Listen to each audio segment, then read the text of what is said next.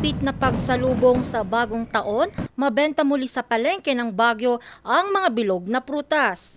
Pero sa hirap ng buhay, si Che, hindi raw muna kumpleto ang 12 bilog na prutas. Diskarte lang talagang tatlong orange, tatlong apple, siguro 1/4 na grapes, gano'n na. Konti lang talaga. Ayon sa mga nagtitinda, tumaas na ng Gs hanggang 15 pesos ang presyo ng ilang prutas. Meron namang konting increase, meron konting taas, pero hindi naman masyadong gaano tataas. Pero mas mura pa raw ang presyo ng mga prutas sa lungsod kumpara sa Manila. Kaya ang turistang si Trisha, kinuha itong oportunidad para mamili para sa medianoche. Meron naman so far, pero yun, kino-compare ko pa din. Naglilibot-libot ako dito, kino-compare ko yung mga prices. Pero so far magkakaparehas yung price, kaya ayun, naghahanap din talaga ng mas mababa pa if kaya pang tawaran.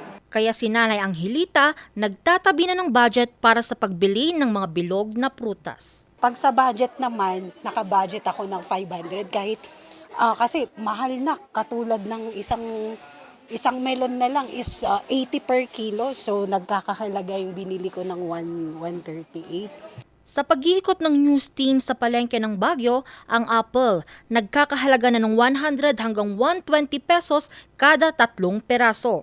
Ang melon naman, 120 hanggang 150 pesos kada kilo, habang ang watermelon ay nasa 80 hanggang 90 pesos. Ang orange naman, 150 hanggang 180 pesos. Ang longgan, 200 hanggang 220 pesos.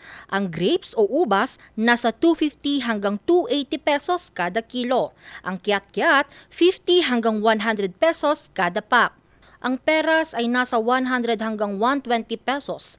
Ang lukban, 60 hanggang 80 pesos. Ang kiwi, nakapako sa 100 pesos kada 3 peraso at ang persimmon, 120 hanggang 140 pesos kada 3 peraso. Pero ayon sa mga tindera, posible pang tumaas ang presyo ng mga prutas habang papalapit ang bagong taon. Angel Arquero para sa Luzon Headlines.